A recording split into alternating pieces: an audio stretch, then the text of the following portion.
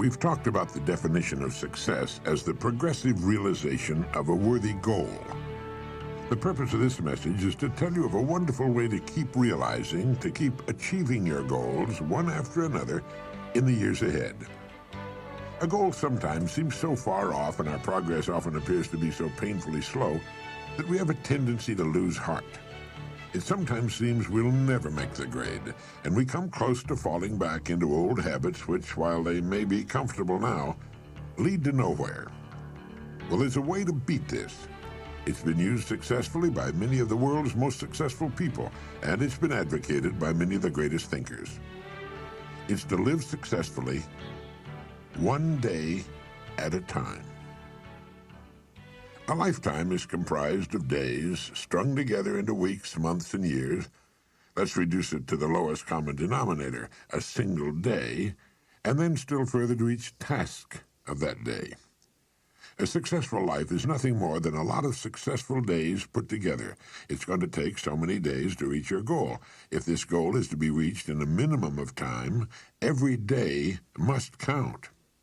Now think of a single day as a building block with which you're building the tower of your life. Just as a stonemason can put only one stone in place at a time, you can live only one day at a time. And it's the way in which these stones are placed which will determine the beauty, the strength of your tower. If each stone is successfully placed, the tower will be a success. If, on the other hand, they're put down in a hit-or-miss fashion, the whole tower is in danger. Now, this may seem to be a rather elementary way of looking at it, but I want to make it clear, and it's a good and logical way of looking at a human life. All right, then, let's take it one day at a time. From the time we wake up in the morning till we drop off to sleep that night, keeping our goal in mind as often as possible. Now, each day consists of a series of tasks of all kinds, and the success of a day depends upon the successful completion of most of these tasks. Now, if everything we do during the day is a success, that is, done in the best fashion of which we're capable, we can fall asleep that night in the comfortable knowledge that we've done our very best, that our day has been a success, that one more stone has been successfully put into place. Now, this is the way to really live. Do each day all that can be done that day. You don't need to overwork or to rush blindly into your work trying to do the greatest possible number of things in the shortest possible time. Don't try to do tomorrow's or next week's work today. It's not so much the number of things you do, but the quality, the efficiency of each separate action that counts. The quality of what you do. Gradually, you'll find yourself increasing the number of tasks and performing them all much more efficiently. To get the habit of success, and that's why successful people go from one success to another, because it's a habit with them. To get the habit of success, you need only to succeed in the small tasks of each day. This makes a successful day. Enough of these, and you have a successful week, month, year, and lifetime. This is why I say success is not a matter of luck. Far from it. It can be predicted and guaranteed, and anyone can achieve it by following this plan. Almost before you realize it, you'll have achieved your goal. In looking back, you'll realize that your success was not attributable to any one day, week, or month, but rather it was the consistent, unrelenting, successful succession of single days that turned the trick. This is the way a skyscraper, a home, or a human life is successfully built. One successful day at a time, and each day comprising a collection of successful tasks, one successful task at a time. In order to advance to the place you've chosen, two things are necessary. One, that you keep your eye on your goal, and two, that you continue to grow from the standpoint of competence and effectiveness. Don't get impatient. Don't let the hundreds of little distractions which each day try to get you off course bother you. Pay no attention to them. Shake them off and stay steadily on the track. Concentrate on each task of the day from morning to night, and do each as successfully as you can. Know full well that if each of your tasks is performed successfully, or at least the greater majority of them, your life has to be successful. There's no other answer. There's no way to avoid it. The men and women who are certain to advance are the ones who become too big for their jobs and who have a clear concept of what they want to be, who know what they can become, what they want to become, and who are determined to be what they want to be. Remind yourself at this time that people become exactly what they make up their minds to become. Are you too big for your present job? If it's obvious to you that you are, it's obvious to others. You know, people are not given promotions as a rule. They promote themselves by becoming too big for their jobs and by making up their minds exactly what bigger and better job or income they're shooting for. And this is done by taking one day at a time, one task at a time during each day. But how do we separate the important tasks from the unimportant? Did you ever hear of the single idea for which a man was paid $25,000, and it was worth every penny of it? The story goes that the president of a big steel company had granted an interview to an efficiency expert named Ivy Lee. Lee was telling his prospective client how he could help him do a better job of managing the company when the president broke in to say something to the effect that he wasn't at present managing as well as he knew how. He went on to tell Ivy Lee that what was needed wasn't more knowing, but a lot more doing. He said, "We know what we should be doing. Now, if you can show us a better way of getting it done, I'll listen to you and pay you anything within reason you ask." Well, Lee then said that he could give him something in 20 minutes that would increase his efficiency by at least 50%. He then handed the executive a blank sheet of paper and said, "Write down on this paper the 6 most important things you have to do tomorrow." Well, the executive thought about it and did as requested. It took him about 3 or 4 minutes. Then Lee said, "Now number those items in the order of their importance to you and to the company." Well, that took another 3 or 4 or 5 minutes, and then Lee said, "Now put the paper in your pocket, and the first thing tomorrow morning, take it out and look at item number 1. Don't look at the others, just number 1, and start working on it. And if you can, stay with it until it's completed. Then take item number 2 the same way, then number 3, and so on till you have to quit for the day. Don't worry if you've only finished 1 or 2, the others can wait. If you can't finish them all by this method, you could not have finished them with any other method. And without some system, you'd probably take 10 times as long to finish them and might not even have them in the order of their importance." Do this every working day, Lee went on. After you've convinced yourself of the value of this system, have your people try it. Try it as long as you like, and then send me your check for whatever you think the idea is worth. The entire interview hadn't taken more than a half hour. In a few weeks, the story has it that the company president sent Ivy Lee a check for $25,000, with a letter saying the lesson was the most profitable, from a money standpoint, he'd ever learned in his life. And it was later said that in 5 years this was the plan that was largely responsible for turning what was then a little-known steel company into one of the biggest independent steel producers in the world. One idea, the idea of taking things one at a time in their proper order, of staying with one task until it's successfully completed before going on to the next, of living one day at a time. For the next 7 days, try the $25,000 idea in your life. Tonight, write on a slip of paper the 6 most important things you have to do. Then number them in the order of their importance. And tomorrow morning, go to work on number 1. Stay with it till it's successfully completed. Then move on to number 2, and so on. When you've finished with all 6, get another piece of paper and repeat the process. You'll be astonished and delighted at the order it brings into your life, and at the rate of speed with which you'll be able to accomplish the things that need doing in the order of their importance. Now, this simple but tremendously effective method will take all the confusion out of your life. You'll never find yourself running around in circles, wondering what to do next. Remember as you do to live the best you can, one day at a time. You need not worry about tomorrow or the next day or what's going to happen at the end of the month. One day at a time, handled successfully, will carry you over every hurdle. It'll solve every problem. You can relax in the happy knowledge that successful tasks make successful days, which in turn build a successful life. This is the kind of unassailable logic no one can argue with. It will work every time, for every person. The reason for writing down what you consider only the most important things to do is obvious. Handling each task during the day successfully is important to the degree of the importance of the tasks themselves. Doing a lot of unnecessary things successfully can be pretty much of a waste of time. Make certain that the tasks you take the time to do efficiently are important tasks, tasks which move you ahead steadily toward your goal. So often youngsters in school worry about a passing grade. They think of all they'll have to do before the end of the school year. Following this course of action, they can stop worrying completely and count on excellent grades.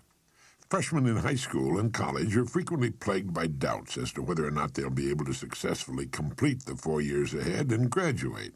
4 years seem like such a long time to them, almost forever, and this thought sometimes leads to a sort of giving up, a fear of failure. It was the great Harvard teacher and psychologist William James who said, in effect, "Let not students worry about the success of their efforts. If they will do each day as best they can the work which is before them, they will wake up one day to find themselves among the competent people of their generation." Student, junior executive, homemaker, senior executive, or professional, this plan works for everybody. It removes doubt, fear, and worry, and brings order into our lives. All any of us needs to do is face each day as it comes in good cheer, knowing that we have only to succeed today to guarantee our future. In this way, we'll move steadily ahead, growing more competent, more confident with the passing of every day. Others may seem to suddenly shoot up faster and possibly fall much farther, and operate in spurts and fits, but it's to the steady that the rewards are eventually paid. St. Edmund of Canterbury was right when he said, "Work as though you would live forever, but live as though you would die tomorrow." Now try writing down the 6 most important things you have to do tomorrow. Then number them in the order of their importance. Really do this. First thing tomorrow morning, tackle number 1. Stay with it till it's completed. If something should force its delay, move on to number 2. But take them in order, and finish them in order as best you can. Try not to get sidetracked by people or things in successfully accomplishing each task of your day. Beside my typewriter, I have glued to the wall a great saying by Ernest Hemingway. He said, "Write as well as you can, and finish what you start." There's nothing mysterious or capricious about achieving outstanding success. It's completely within our individual control and is absolutely predictable. It's simply a matter of doing certain things a certain way every day, and that's all there is to it, as long as you've got that goal to work toward. There's no valid reason on earth why you should not become really successful in your field, your home life, and your community. Remember that everything in the entire limitless universe operates on the law of cause and effect. There are no exceptions to this. Nothing happens by accident. For every result, there's a cause. You have only to take care of the cause. The effect will always, without exception, take care of itself. Good cause, good effect. No cause, no effect. Bad cause, bad effect. It's as reliable as the rising of the sun. This business of living one day at a time the best we can has an almost unbelievable cumulative effect. For good, for success, and the things we want. Sometimes when we see a bricklayer starting on a building and putting the first brick in place, we're struck by the size of the job he has ahead of him. But one day, almost before we realize it, he's finished. All the thousands of bricks are in place, each one vital to the finished structure, each one sharing its portion of the load. And so should be the days of a human life, and we'll be proud and happy with the finished product.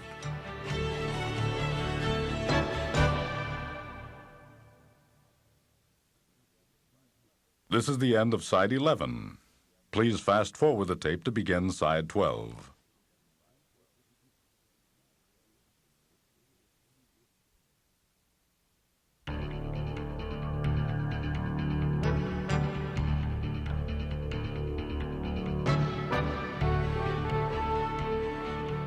All businesses, all organizations, from the smallest to the very largest, need a leader.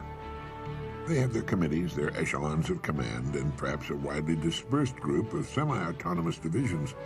But the overall company and each of its divisions must have strong and able leadership. Contrary to popular belief, you do not raise morale in an organization. It filters down from the top. The attitudes of the people working in any organization will always reflect the attitude of the leader. And finally, this leader will always be found to be just one person, the man or woman on the white horse. I'm sure you're aware that even the largest and oldest companies with many thousands of employees and hundreds of management people will, when they find themselves in trouble or not doing as well as they should, seek out one person and place him or her in the position of final authority. The whole company, the board of directors, and perhaps thousands of stockholders all look to this one person for leadership and success. Wherever you find a successful, going concern, whether it's a gas station, a supermarket, a school club, PTA, or a well-organized home, you'll find behind its success an outstanding leader. This is the most valuable person in society. In industry, he or she makes the wheels turn, the entire economy work. This is the person who's been responsible for the growth of nations and their position in the world. The employer of millions, the dreamer, the planner, and a clock to him or her is something that other people watch. You'll find this person working early and late, and when not working, he or she is usually thinking and planning. Way back during the Depression of the 1930s, the phrase most often heard by employers was, "I'll do anything. Just give me a job." Millions were unemployed. Thousands of business firms had closed their doors, and outside employment offices long lines of people stood waiting for any kind of work. It was during this time in Long Beach, California, crowded to overflowing with thousands who had migrated there looking for work when there wasn't enough work to go around for the permanent residents, it seemed, that a friend of mine made an interesting discovery. He found that he could go to work almost anywhere he chose. Now, amazing as this may sound, it was absolutely true. It dawned upon him one day that the business establishments of various kinds were just as anxious to succeed as were the people looking for work. The owners and managers of these businesses were worried and concerned over the hard times which had descended upon the country, and a great many of them were looking for someone to come to their aid, the person who would somehow show up and solve their business problems. But all they heard was people asking for work and saying, "I'll do anything." These people were asking for a paycheck from a company which was very likely teetering on the brink of financial ruin itself. And so signs appeared in windows all over the land reading, "No help wanted." This was a negative form of advertising, and while it kept the plaintive hordes away from the door, it also hurt business. Well, this friend of mine decided to become a part of the solution instead of a part of the problem. And his method was simple, and it worked like a charm. He selected the kind of business he felt he would like to work in, and in which he could build a career. He then devoted a month to finding out all he could about that particular business. He talked to other people in the same line. He heard their problems and what they felt was wrong. He talked for hours, asking questions, probing about what they felt was needed, and so on. He went to the public library and read everything he could find on that industry. And then he began to think of ways and means by which this business might be improved. When he was ready and finally made his call on the company for which he had decided to work, instead of asking for a job, he said to the boss something like this: "I believe I know of several ways in which your business can be greatly increased, and I'd like to talk to you about them." Well, here he was, selling the one thing on earth in which his prospect was most interested. The fact that he knew a good deal about the business now permitted him to talk intelligently. He took a positive attitude, expressed a willingness to pitch in and help put the business on a sound and profitable footing. And, of course, that's right, he got the job. Millions out of work and asking for jobs. But one man who found a way to be of help. What had he done? Well, first he had specialized. He had selected one line of work and decided that that was where his future would be. Now he had to prove himself, and he did. The jack of all trades and master of none was the man who suffered during the Depression. People who knew what they were doing and where they were going sailed through those Depression years just like a large ship sails through a storm. It wasn't as comfortable as it could have been, but at least the crossing was a success. At least they didn't founder. And thousands of businesses actually grew larger and prospered during the Depression. The best way for you to develop the security that lasts a lifetime is to become outstanding at one particular line of work. Look at it this way. Regardless of economic ups and downs, the industry of which that line of work is a part will continue to operate. It won't shut down completely. As long as you're in the top 5% of the people in that industry, you know you'll always be in demand. You'll be wanted and needed, not just where that industry is concerned, but where you and your family are concerned also. The man or woman who becomes truly outstanding at what he or she does has the world on a string. Here's the person of confidence and peace of mind. Here's the person who's quietly aware of his or her ability and intimate knowledge of his or her job in particular industry. Here's the homemaker or student who's at the top of the group. They've got it made, and they and everybody else know it. Ask yourself this question: am I now such a person? Down deep inside, you know the answer. If you answered yes, you're among the most fortunate people and in one of the smallest and most elite groups on earth. If your answer was no, it can be turned into a yes in a surprisingly short time. The first step is to make one really big and important decision. It's a decision the great majority of people never make and suffer as a result. Failing to make this decision keeps a person from ever really getting on course or clarifying his or her goals. If you make the decision I'm now going to recommend, you can take a deep breath, give a comfortable sigh of relief, fix your eyes firmly upon your target, and go to work relaxed, comfortable, and sure in the knowledge that the success you seek will be yours. The great steel magnate Andrew Carnegie, when asked the formula for success, answered, "Put all your eggs in one basket, and then watch that basket." Let's be frankly realistic. Who gets laid off work during an economic slump? Well, what gets thrown over the side when a ship is in danger of going down? Everything not absolutely essential to the operation of the vessel and the safety of its passengers. And it's the same with a business or any other organization. It has to be that way. With a corporation, its main purpose is to remain in business forever. As long as it remains in business, it can provide a needed product or service, protect the investment of those who have faith in it, and provide jobs for those who are essential to its continuity of operation. It's the duty of management to protect the firm and the people who depend upon it, just as it's the captain's duty to do everything in his power to keep his ship sailing. All a person needs to do is make certain that he or she is a vital part of the business or organization.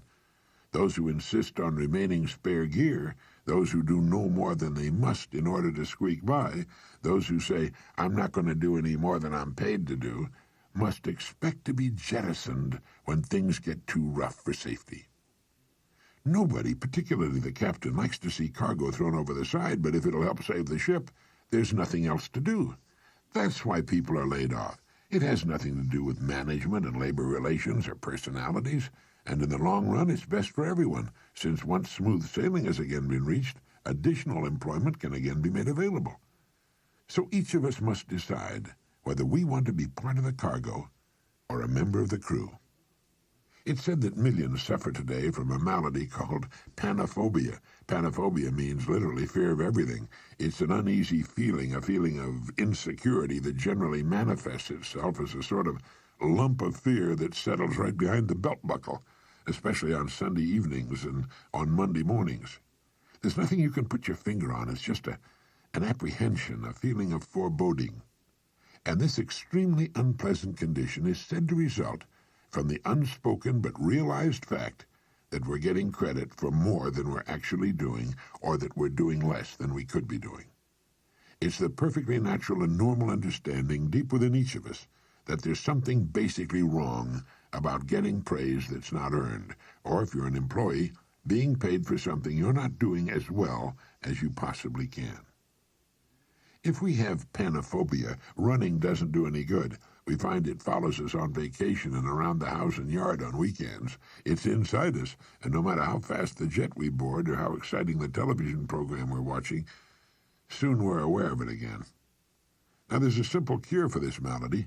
It's to throw ourselves not out of a window, but into activity, into our work. It's the decision to be worth more than we're being paid. Only in this way can we grow. It's overbalancing the scales in the service we give, knowing that our rewards must follow as a natural result. Anyone who will be honest with himself or herself realizes that he or she has been happiest and most satisfied after having successfully completed a difficult job. A leader is a person who can help and lead others. It's the conscientious mother who wants her children to grow up knowing the rules for success and happiness. It's the father who shows by example that any job worth doing is worth doing well. It's the student who studies to learn, not just to get a grade, who has a mind of his or her own and sets the pace for his or her fellow students. It's the farmer whose farm sets an example in his area, and the small businessman or woman whose business continues to grow and prosper with the passing years. It's the employee who has the good sense to realize that one gets most out of any job by giving loyalty and dedication to the firm that pays his or her wages.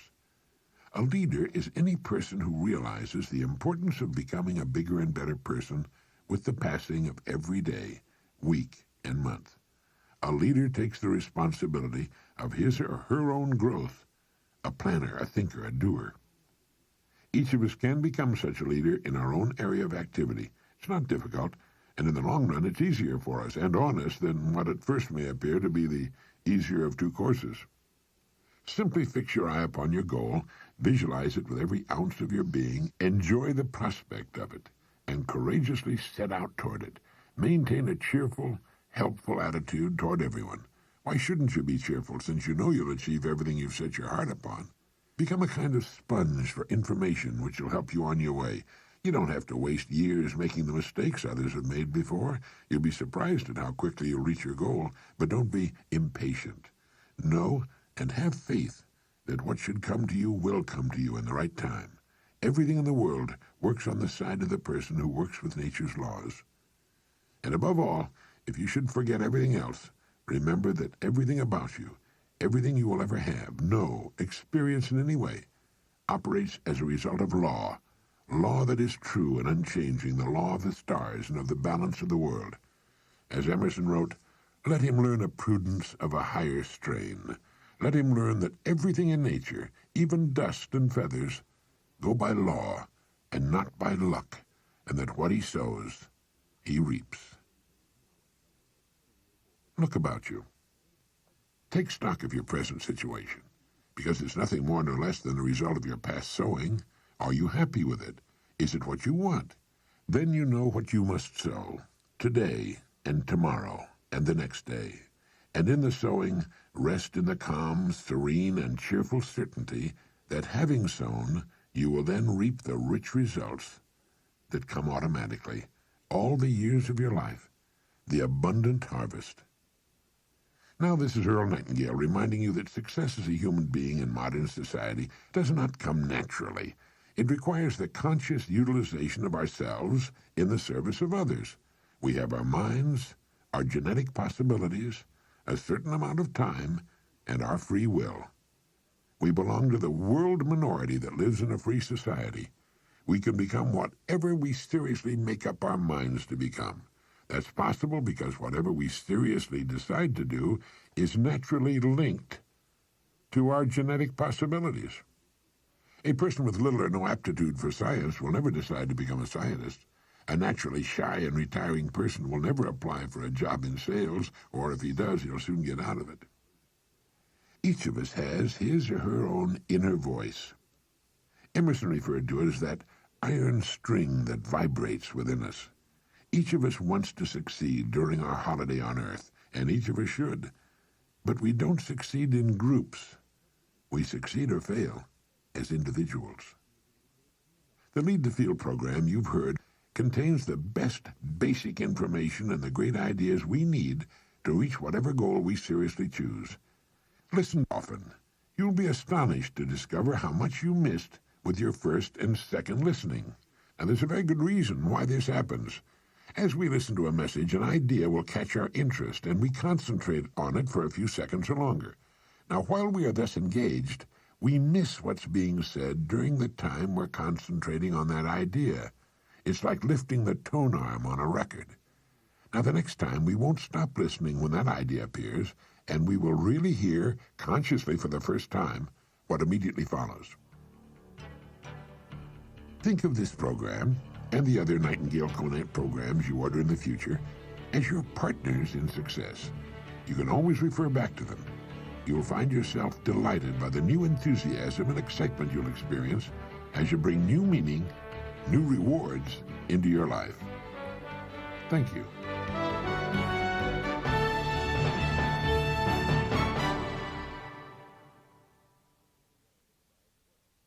This is the end of side 12.